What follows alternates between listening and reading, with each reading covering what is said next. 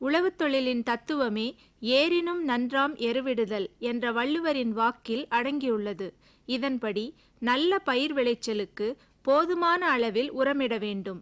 நிலத்திலிருந்து பயிர்களுக்கு கிடைக்கும் ஊட்டச்சத்துக்களை கணக்கில் கொள்ளாமலும் மானிய விலையில் எளிதாக கிடைக்கும் தழைச்சத்து உரத்தை மட்டும் அதிக அளவிலும் இடுகிறோம்.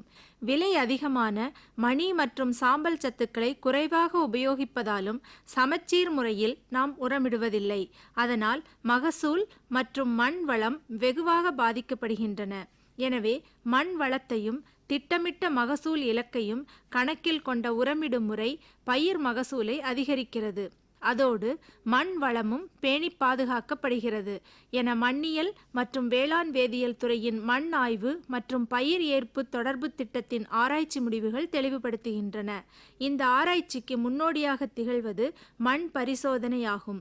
ஏனெனில் மண் ஆய்வுகளின் மூலம்தான் மண்ணிலிருந்து பயிர்களுக்கு கிடைக்கக்கூடிய ஊட்டச்சத்துக்களின் அளவை கணிக்க முடியும்.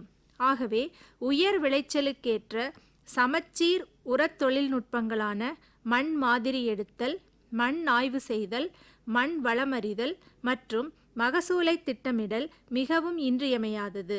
இதன் மூலம் அதிக மகசூல் கிடைப்பதுடன் உரச்சிக்கனமும் கடைபிடிக்கப்படுகிறது.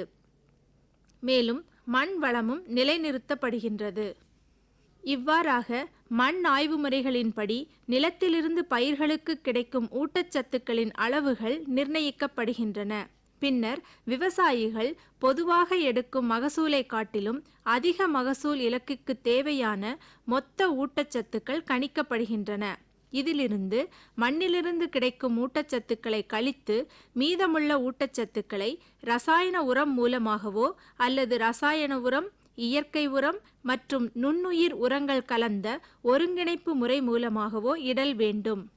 மண் வளத்திற்கும் மகசூல் இலக்கிற்கும் ஏற்ப உரமிடும் முறை நிரூபணத்திடல் சோதனை முறை மூலம் நிரூபிக்கப்பட்டுள்ளன. சேலம் மாவட்டத்தில் மரவள்ளியில் ஹெக்டருக்கு 50 டன் மகசூல் எடுக்க முடியும் என்பதை விவசாயிகளுக்கு விளக்கி காண்பிக்கப்பட்டுள்ளது. பொது பரிந்துரை, உழவர் முறை மற்றும் STCR பரிந்துரைப்படி உரமிடும் முறைகளினால் ஏற்படும் நன்மைகள் விளக்கி காண்பிக்கப்பட்டன.